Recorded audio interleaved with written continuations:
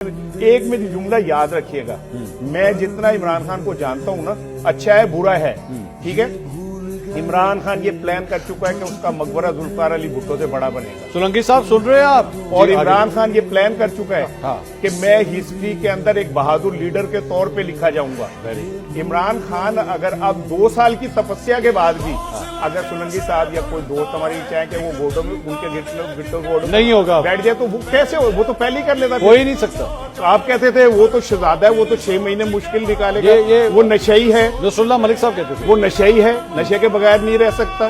وہ آپ کہتے تھے کہ جناب اس کو تو لڑائی کی وہ تو جن کے سامنے کھڑا ہو نہیں، ان کا بچہ ہے، بال کا ہے، اس نے سب چیزیں غلط ثابت کر دی۔ اور یہ جو بیماری والی بات ہے نا، تو کل میں بیمار تھا، میں نے پیناڈول کھائی، میں ڈاکٹر کے گیا، میں اسٹیچر سے لمحہ پہ کے نہیں کیا کہ میں نے ملک تو باہر لے جاؤ، ٹھیک ہے نا۔ اس نے یہ نہیں کہا کہ مجھے خفیہ طور پہ کچھ دل کے 2 دورے پڑ گئے تھے، خفیہ طور پہ۔ مریم صاحبہ نے کہا تھا نا کہ آپ کو نہیں پتا جیل میں انہیں 2 دورے ہارٹ اٹیک ہوئے تھے جو خفیہ تھے، پتہ ہی نہیں چلے کہیں پہ، وہ نہیں، اس کو اس طرح کا کچھ نہیں ہے، وہ تو کہنا میں نے ڈمبل وزنی دے دی۔